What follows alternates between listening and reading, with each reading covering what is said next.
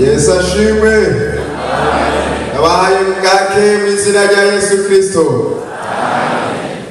Biragaragara ko uno munsi Imana yagabiye kuremesha abantu bayo mu ndirimbo zimaze guca hano imbere yacu, haba ku ikorasi yatanguye bagiteramisha bavuga ngo turafise Imana uko biri kose. Yesu nashimwe. Twongere rero kandi majambo y'Imana ku by'abaririmbyi bamaze kudushikiriza hariya mu gitabo cyo gucura intimba igice ca 3 umurongo wa 26, haba mu ndirimbo zo guhimbaza Imana twaremeshejwe ngo isegenya ntiyagwa ingukure gatwaza ngo nziko ataco, no mu ndirimbo za wokovu ngo ikiwagiza mara najua. Yesu ashimwe. Haleluya.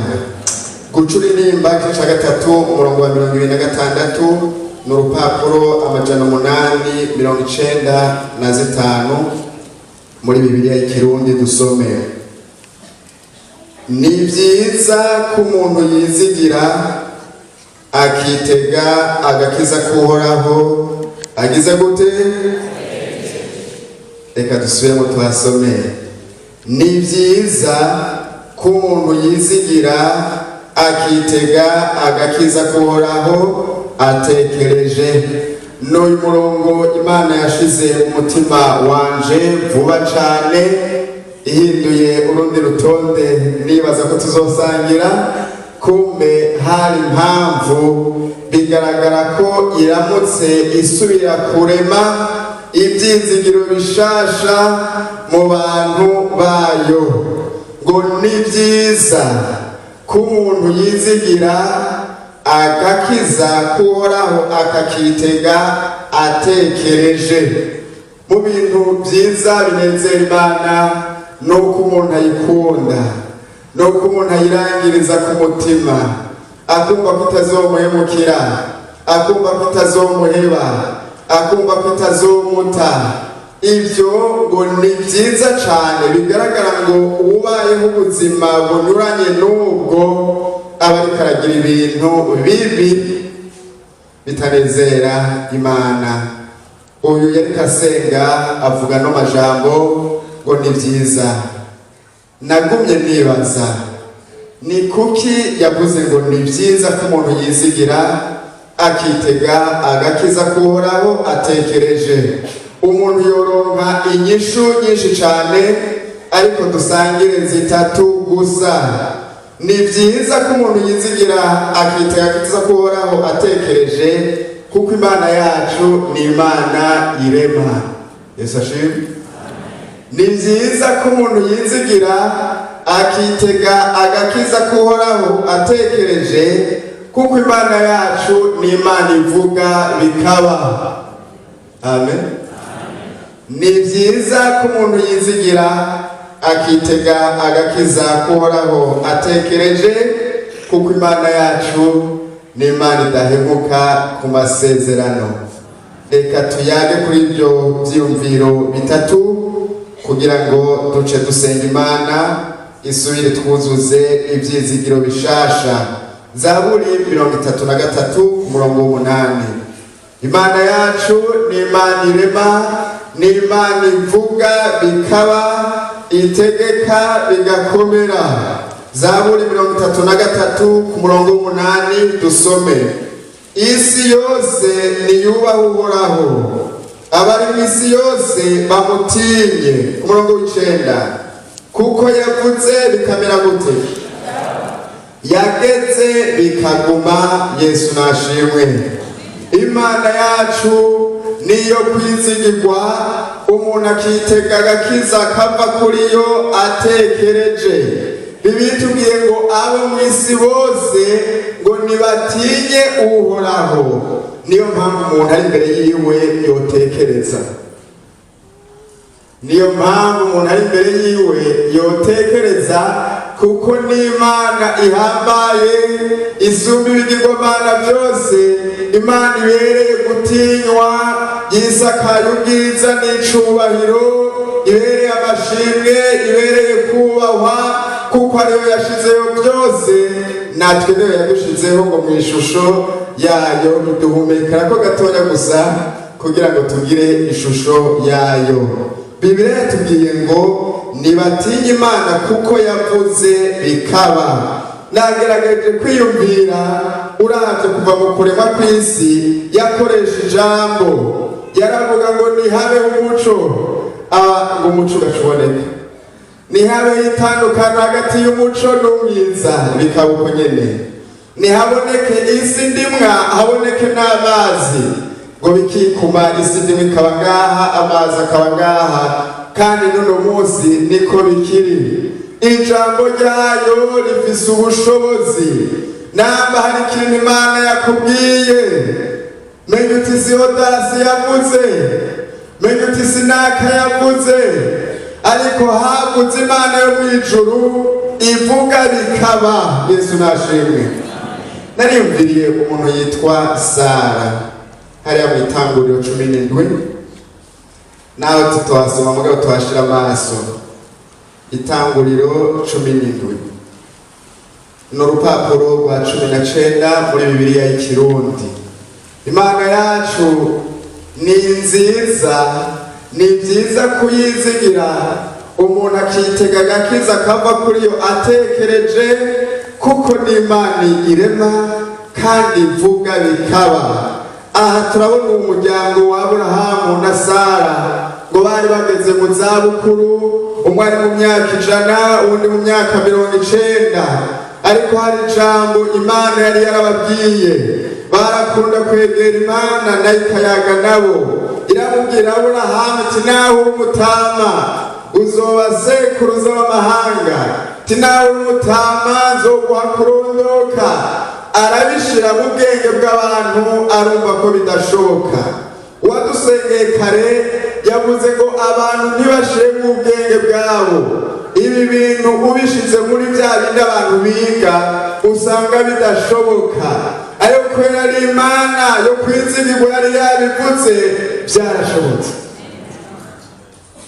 Aburahamu w'Imana iramubwira hajya ku murongo wa mbere 17 umurongo wa mbere, Aburahamu amaze imyaka 99, Uhoraho aramubonekera aramubara ati ni jewe Imana ishobora byose, uhora ugendera imbere yanje kandi utungane rwose, nande gusezerana isezerano nzokugwiza cane. Ku murongo wa 17, maze Aburahamu arapfukama arunama aratwenga, yivuganiriza mu mutima ati mbega umwana yobyagwa n'umaze imyaka 100, na Sara amaze imyaka 90 yobakivyara.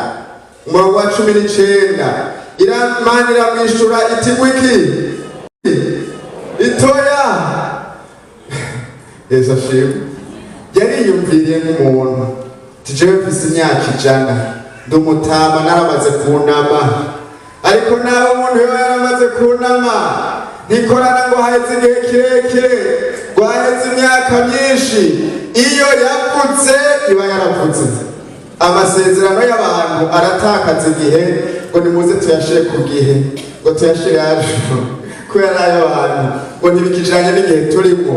Ariko ivyo Imana yashinze, ivyo yavuze naho hera imyaka, ubirorere wihanganye utekereje, kuko bitazobura gushika.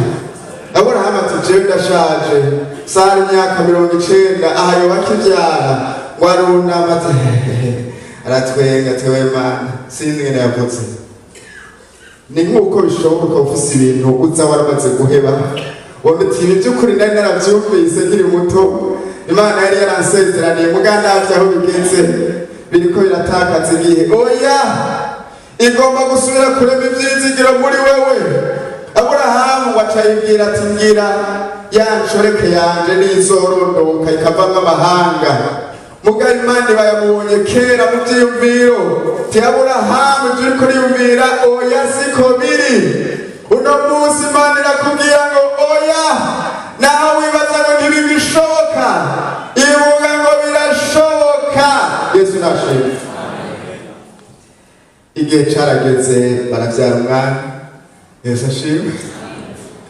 Kuko ni Imana yo kwizigirwa, umuntu akitega agakiza kayo atekereje. Yeremiya igice ca mbere. Imana yaravuze kandi izobishitsa. Namba hari ikintu yakuvuze ko ukirindire utekereje, ugume mu masezerano yayo, impera n'imperuka bizoshika. Yeremiya igice ca mbere ku murongo wa 11, amajana 826 muri Bibiliya y'Ikirundi. Yeremiya igice ca mbere 11. Maze ijambo ry'Uhoraho rinzako rirambaza riti, ubonye ikiga Yeremiya? Ndavuga nti mbonye ishami ry'umurinzi.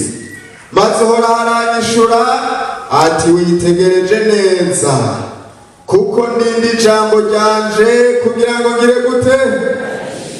Imana yacu niyo kwizigirwa, umuntu akitega agakiza kayatekereje.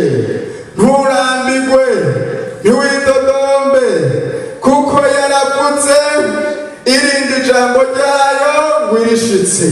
Si umwana w'umuntu ngo yinanire, si umwana w'umuntu ngo ahindagurike, si umwana w'umuntu ngo ahava apfa ukiriho atarakugabira ibyo yakwemereye, si umwana w'umuntu yo gusezeranira ngo abasuma bahace batwara umugisha wiwe asigara imbokoboko abura ingene yo gushiza ko amasezerano. Ariko yoyo iyo yavuze ngo irinde ijambo ryayo kugira ngo rishitse. Dukwite muri Zaburi 89. Zaburi 89. Ni vyiza ko umuntu yizigira Uhoraho akitega agakiza kava kuri we atekereje. Zaburi 89 ku murongo wa 35 n'urupapuro 675 muri Bibiliya y'Ikirundi. Igihe kimwe narahiye ukwera kwanje sinzobesha Dawidi. 19. Izoshimangirwa gushitsa ibihe bidashira mu kwezi, mw'ijoro hari cabona co kubishingira intahe, co kwizigirwa. Mukunzi wa Kristo, garukana ivyizigiro ku Mana, uyitega agakiza kiwe utekereje, kuko yarahiye ukwera kwiwe ko atazigera besha. Imana yarirahiye ngo sinzobesha Dawidi, nawe uhashira izina ryawe. Imana yarirahiye ngo sinzobesha wewe wicaye hano, kuko ifise impamvu yagutumye ku ijambo ryayo, ifise impamvu yakuzanye kugira ngo wumve bino uri kurumva. Mbere ngo ntiyagarukirije ngaho, no mw'ijuru yisezeraniye umuntu. Iyo hagize ikintu ivuga ku mwana w'umuntu ngo haca habaye icabona co kubishingira intahe. Umuririmbyi umwe niwe yavyibutsa w'120 aravuga ngo mw'ijuru imbere y'Imana ngo mfise umuntu amvugira. Yesu ashimwe. Urazi ingene tunezerwa aha mw'isi wumvise ngo urafise umuntu akuvugira mu kazi runaka, wumvise ngo urafise umuntu akuvugira ku butwari barabara, wumvise ngo urafise umuntu akuvugira mw'izone, wumva uremye. Naho usanga hari ikintu kitagenze neza utaratunganya, uvuga ngo ndafise uza kumvugira, baza kunkubita inkoni ngufi. Tweho abagenda n'ivy'Imana yatuvuze ko dufise icabona hirya kure ntigipfa. Yesu ashimwe. Iyaba ari umuntu yotuvugiye, none ntihari abapfa tukiriho kandi badukunda, ariko tuvugira ahora ibihe byose. Nico gituma bagarukana ivyizigiro ku Mana, kuko ivyo yakuvuze ko birarinzwe cane kugeza bishitse. Yesu nashimwe. Yeremiya 33. Mwihangane dusome twiga ijambo ry'Imana. Yeremiya 33. Ni vyiza ko umuntu yizigira akitega agakiza kuhoraho atekereje. Nutekereze umutima wawe utekane, kuko si umuntu yabivuze, n'Imana yabivuze. Icishiraho n'icabona kidapfa, ni Yesu adusengera uko bukwiye uko bwije, ngo adusengera uko Imana igomba. Namwe mu Imana ngo aranihime n'itovugwa, yibutse ivy'Imana yakuvuze ko, akibuka n'imigabo Imana ifise kuri wewe, imigabo y'ivyiza atari y'ivyago. Yeremiya 33:19 hari ayandi majambo nakunze cane. Maze ijambo ry'Uhoraho riza kuri Yeremiya rituku niko Uhoraho agize ati, namba mwoshobora guhindura isezerano ryanje ryashinze umurango kuba, n'isezerano ryanje ryashinze ijoro ko ribaho, ngo umurango n'ijoro ntibikuranwe mu bihe vyavyo, niho n'isezerano ryanje nasezeranye na Dawidi umusavyi wanje ryohindurwa, akabura umwana wo kumusubirira ku ngoma. Bo niryo nasezeranye n'Abalewi, abaherezi banje bankorera. Yesu ashimwe. Ibi ni Imana yabivugishije Yeremiya, yari afise ivyo ariko aribaza we nk'umwana w'umuntu. Mugahe cawe ati, Yeremiya, iyo bukeye ntimuvuga ngo burakeye, teka ku mugoroba ntimwinjiza ibintu ngo burije, none ntibihora uko nyene? Ati, bihora uko nyene, kandi nabize murabizi. Aha muravye kw'isaha urushinge ruguma rugenda, kuko dutera tuja kubisa umurango ngo tuje mw'ijoro naho, kandi niyo bwije naho ryorara riraba rirerire gute ijoro, isaha iguma izunguruka, mu kanya ukumva inkoko zirabitse ukabona burakeye. Iramubaza Yeremiya ati, jo urabizirikana neza? Tego tinamba ijambo ryanje ryashinze ko habaho umurango n'ijoro, namba isezerano ryanje ryabigeze ko bibuko mudashobora kubihindura, niko atanuwohindura isezerano jewe Imana nasezeranye n'abaherezi bo n'Abalewi bankorera. Reka tuvuge abo bakorera Imana, kuko nawe uri umukozi w'Imana. Twovuga Dawidi gusa uvuga uti jewe sindi umwami, muga reka tuvuge aba ngo bakorera Imana. Ukuri kose urafise ibikorwa ukora uvuga uti nkorera Imana. Hari amasezerano ku bakorera Imana, namba umurango uza kubisa ijoro, niko nawe Imana izogukoraniriza kw'ibihe, kugira ngo ivyo yagusezeranije byose bishike.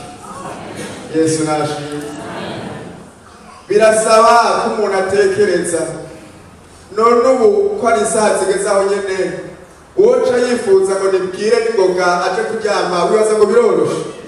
Nico gituma bisaba ko umuntu ari imbere y'Imana atekereza. Yesu ashimwe. Aha umuntu yabaze ati, mw'ijoro ndafise igikorwa mpaba nja gukora, akifuza ko bwira n'ingoga, buca bwira ngo nuko avyifuje. Nico gituma bisanga umuntu ari imbere y'Imana atekereze, kuko yo irafise uko yabivuze n'ingene yabigeze. Ubu bwije mw'ijoro ufise umurwayi wifuza kumujana habona, wohindagiza ijoro ngo rinyaruke, uti nyaruka habone kuganira n'umuntu wanje kwa muganga. Naho yo ariko arawera ku mfiro, birasaba utekereze uririndire, kuko Imana yararishingiye igihe kandi kibwirizwa gushika. Niko n'ivyo yakuvuze ko ifise igihe yabishingiye. Ikigora abantu tugomba kuvyihutisha, ariko yo ifise uko yavuze kandi birarinzwe. Hari icabona kibiteramiye kugira ngo igihe gikwiye gishitse izogushitsa ko amasezerano yayo. Yesu nashimwe cane. Mu vyakozwe n'intumwa 27, ivyakozwe n'intumwa 27, turabona abantu bagize urugendo rurerure, urugendo rutoroshe, bakifuza ko mwohera n'ingoga, ariko rwari rufise igihe rwashingiwe. Iyo umuntu asugereje n'amageragezwa, hari n'igihe yifuza ko yoja mw'ijuru vuba, ariko uzogenda hageze, kuko umuntu wese afise igihe Imana yamushingiye. Ivyakozwe n'intumwa 27 ku murongo wa 19. n'urupapuro 167 muri Bibiliya y'Ikirundi. Ku munsi ugira gatatu batesha amaboko yabo ibikoreshwa mu bwato, kandi izuba n'inyenyeri bimaze iminsi mike myinshi bitaboneka, turi mu gihuhuta gike cinshi gityo twihebura rwose ko atawuzokira. Bamaze igihe kirekire batakigira gute? Batakirya. Pawulo ahagarara hagati muri bo arababarira ati, yemwe bagabo, mwari mukwiye kunyumvira ntimuve i Kireti ngo mugire ibyago n'ubuhombe, kandi none ndabaremesha nimugire gute? Nimuhumure, kuko muri mwebwe hatazopfa n'umwe atari ubwato. Kuko muri iri joro umumarayika w'Imana Nduwayo, kandi niyo nkorera yahagaze iruhande yanje. Ni Pawulo avuga ati, ndi uw'Imana kandi niyo nkorera. Arambarira ati, ntaco ugira gute? Ku murongo wa 25, nuko nimuhumure yemwe bagabo, kuko nizeye Imana yuko bizoba nkuko nabariwe, ariko hari ikizinga dukwiye gusukwako. 27, ijoro ry'14 rishitse dukubebwa hirya nino mu kiyaga ca Adiriya. 29, kandi kuko batinya gusukwa ahantu h'amabuye, baterera mu mazi ivyuma 4 vyo kuzirika ubwato babicishije mu mutwe w'inyuma, bifuza ko bugira gute? 42, inama y'abasoda kwari uko bokwica imbohe n'ibindi bikurikira. Mugarukana amaso kugira ngo twegeranye kuri ayo majambo. Ndacari kuri ijambo rivuga ngo Imana irarinda ijambo ryayo yavuze kugira ngo irishitse.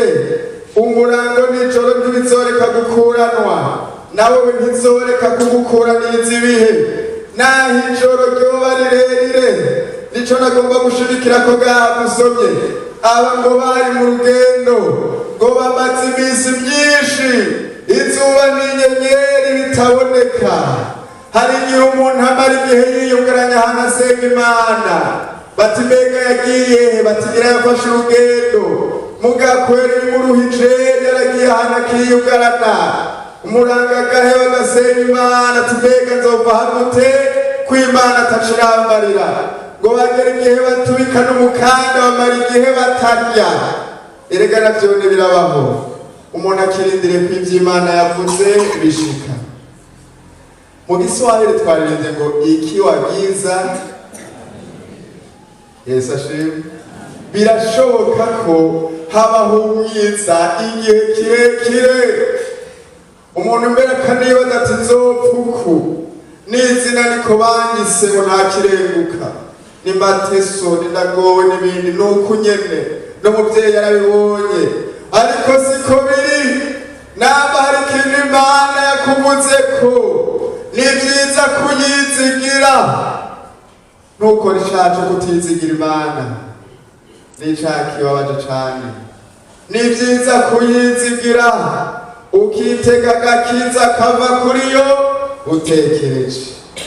Aba ngo bagira urugendo igihe kirekire, bagira aho bifuza bati mbega buzoca ryari, ko tubona imipfundo ibaye myinshi, ubwato bushobora no kwisuka ku kibuye tugahona. Imana yodufasha basi iyi mipfundo igakuma idukure bari ku murango, tubona iyo turiko turaja. Nagomba nakuremeshe kuko Imana yabintumye, nahari mu mwijima ntuzopfa utabonye ivyo Imana yageze. Hari igihe umuntu yifuza ati buzoca ryari, ngira niho amasezerano azoca asohora. Ariko ukiri muri ivyo nyene, muri nyuma yaririmbye ngo tutarashika iyo tuja izodutura ibitugora vyose, ibituruhije ibiruhijwe n'uriya. Naho bakiri mu mwijima nyene, birakunda ko Imana idusanga ikadutabara.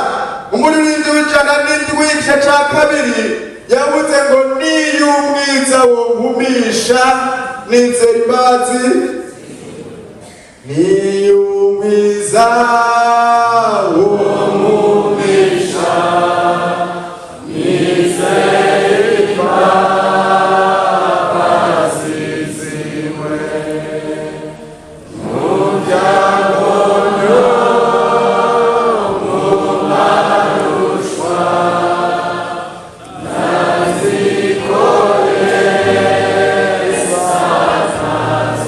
murakoze cyane. Yesu ashimwe. Ubwiza urashobora kubaho ukabona ko utakibona iyo uri kuraja mugana aho nukuba mwajajambo ngo ni vyiza kwizigira uhoraho naho ndiko ndakakaba nizeye ko Imana itazonta izondamira izongirira neza ibi bintu ndabisohokemwo ndi muzima kuko niyo yabivuze. Muri 127 nawe gice ca kane yavuze ngo ndazi ko uzomfashisha imbabazi nyinshi ngo ibyo wansezeranije bizoshika mu mageragezwa ducamwo tukirindire ko ibyo Imana yavuze bidushikako bibaye ngombwa ko irungika ijambo ryo kuturemesha irarungika nk'uko ba Pawulo yabasanze kandi ati nimureme muhumure muri mwebwe nta n'umwe azopfa atari ubwato gusa. Ariko kandi ivyo umenga biroroshe yakubwiye ico akuremesha hari igihe rero yicerereza.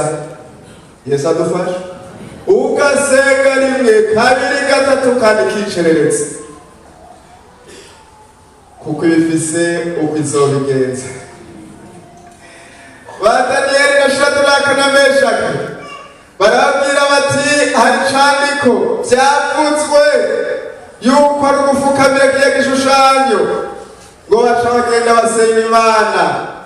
Umwami ati yamara harimo kunama na bukebuke baravuga bati Imana dukorera igomvye yodukiza ariko naho itodukiza turiteguye gupfa mugabo dupfe turi abagororotsi. Bari ahantu batekereje imbere y'Imana bumva bayizigiye kuko ifise igishu zibiri irashobora kugushitsa ko amasezerano ugakira nk'uko kandi ishobora kuzoduhera byose rimwe ca gihe. Aba baririmbye ngo Yohana we n'abacunguwe ngo bari mw'ijuru ngo bakize umubabaro wose ngo atamarira atantambara atana urupfu rukiriho. None abazogerayo bazibuka ngo hari ibyo ntari bwaro byose bizoba bihetse. Hari igihe irungika ijambo n'igihe yicerereza bigasaba ko umuntu aba imbere yayo agatuza agatekana. Nico gituma namba ata jambo yakurungikiye nutekane. Ariko kira none uno munsi irari kurungikiye ryo kukuremesha kwari vyiza kuyizigira ukitegakiza kayo utekereje.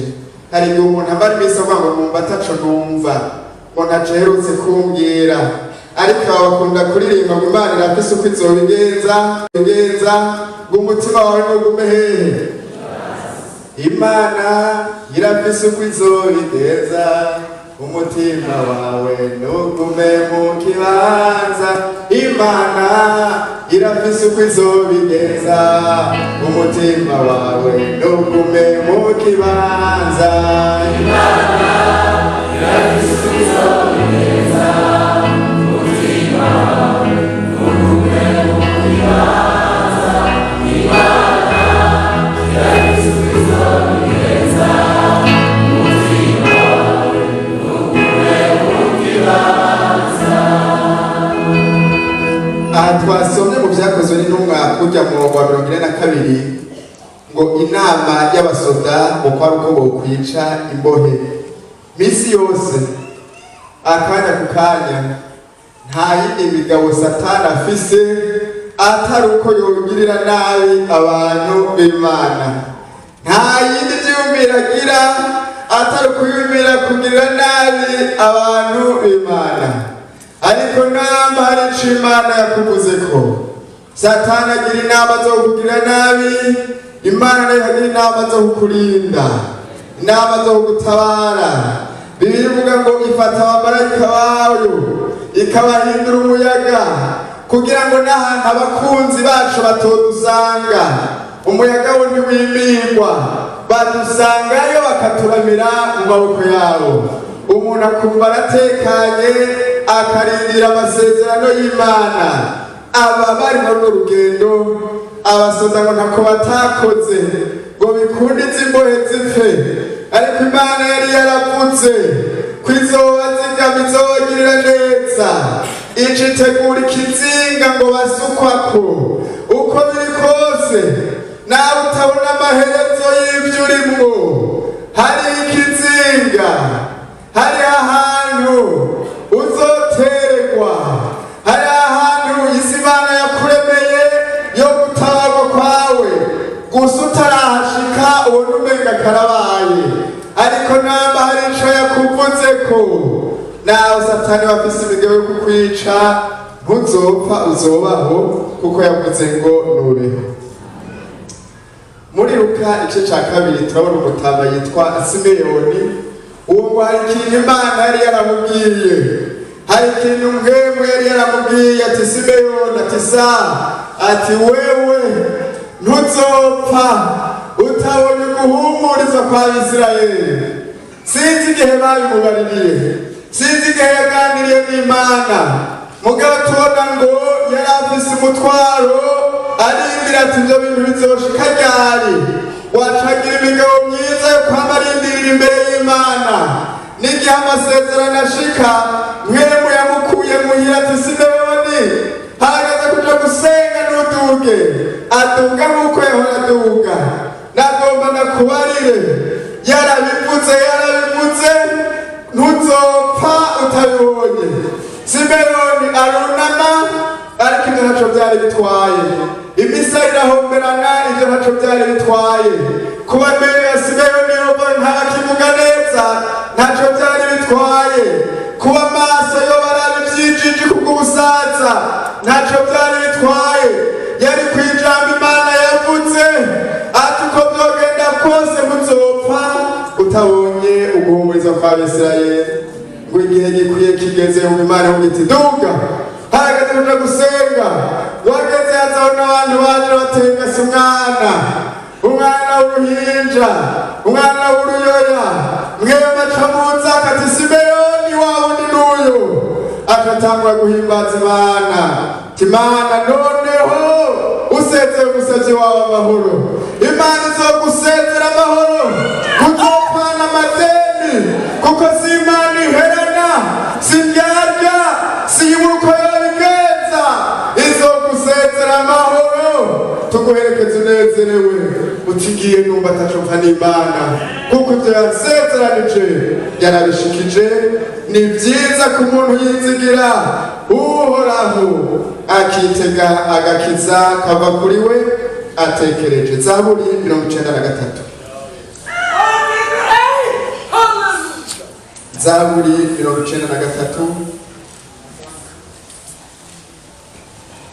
Ikigora abantu mu kurindira bagakora icaha co kutizigira Imana. 93 ku murongo wa 5. Ibyo washingiye intahe nibyo kwizigirwa gute? Twasubiremo. Ibyo washingiye intahe nibyo kwizigirwa gute? Hariho ibyo Imana yakuvuze ko ntukore icaha co kutayizigira, kuko nibyo kwizigirwa bukebuke cane. Yesu nashimwe. Muririmbyi w'197 yavuze ngo ivyasezeranywe n'Umukiza ngo biragumye, umwasi ngo ntagira gute, ntabishobora. Bernard Ngayo sezeranira ibintu abandi bakabimenya bagaca hirya no hino bakavyica, nawe wosezeranira ibintu abantu bagaca hirya no hino bakavyica canke jewe nkavaho. Ariko ivy'Imana yasezeranije umwana w'umuntu birakomeye cane, kandi nivyo kwizigira cane. Twaririmbye ngo hari akarimbi k'umusaraba Imana yashinze abari muri Kristo. Amasezerano yacu arahamye cane, umwasi ntayashobora. Gira umwete nawe wo kwinjira muri Kristo Yesu, kugira ngo amasezerano y'abantu b'Imana nawe uyabemwo wumve ko ahamye cane. Yeremiya 17 duteresha gusozera. Yeremiya 17.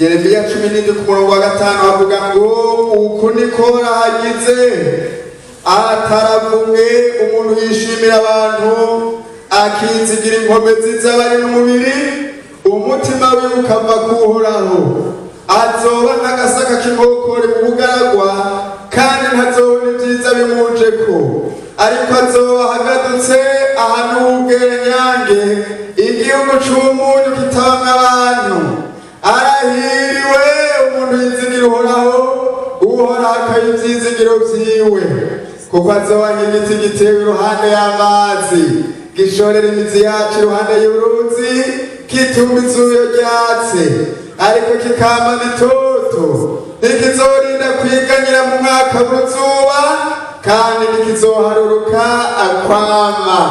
Nehemiya igice ca 4 turiko turasozera.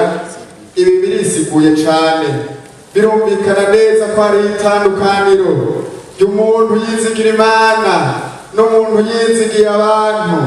Umuntu yizigiye abantu ngo ntazobona ibyiza bimuzako. Umaze iminsi wipfuza ko hari ibyiza byokuzako, suzuma urabe ko inzira witeze ko bizanana ari inzira ihesha Imana icubahiro.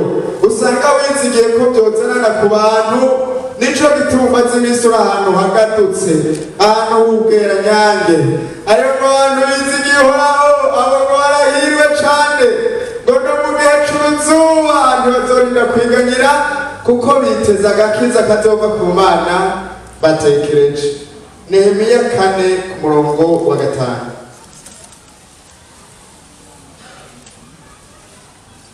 Nehemiya 4 umurongo wa 14 mumbabarire. Nehemiya 4:14 mbitegereje mva hasi mbarira abakuru n'abaganza n'abandi bose ntimubatinye mwibuke umwami Imana ameze gute ahambaye ateye ubwoba mugwanire bene wanyu n'abahungu banyu n'abakobwa banyu n'abagore banyu n'ingo zanyu.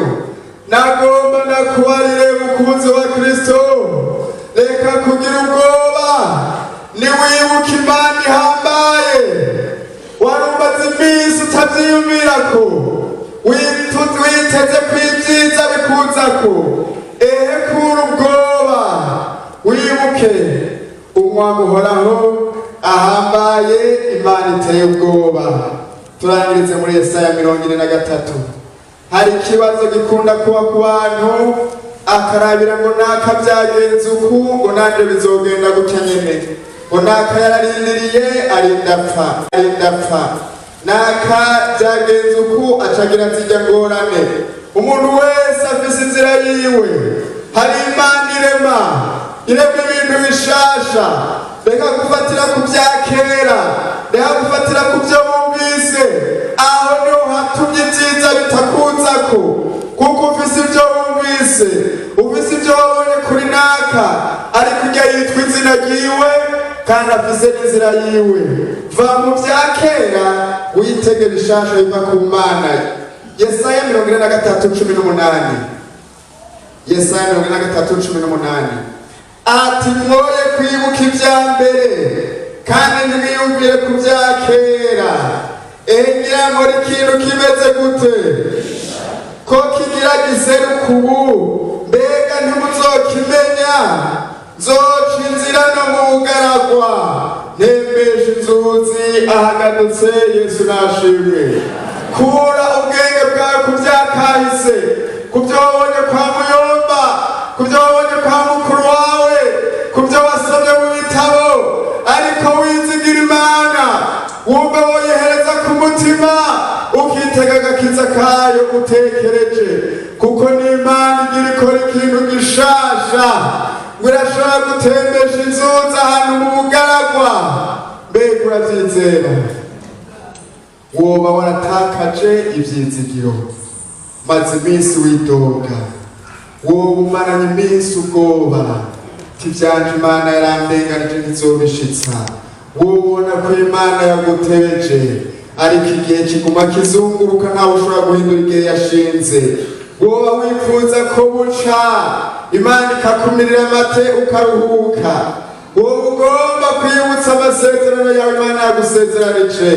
Wowe warakoze icaha co kutizigira Imana n'igihe cawe co kwirimbura mu mutima.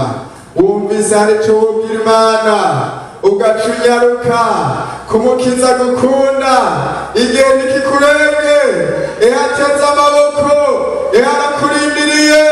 Baba baturirimbira ngo ufise ibibazo ngo bimeze nk'imisozi. Mbega murakirohera akaririmbo none mu karirimba we ufise ibibazo bimeze nk'imisozi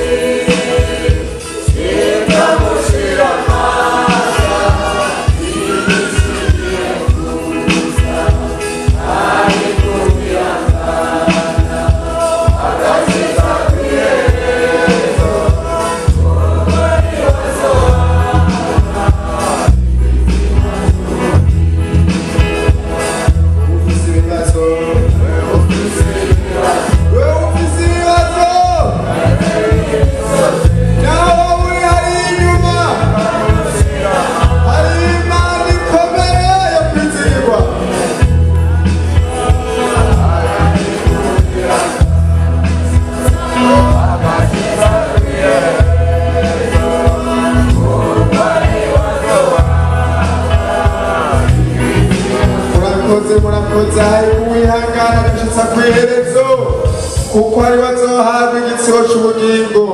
Reka dusenge Imana duhe kaze pastori ngaha abasengere bufukama mu mugezi.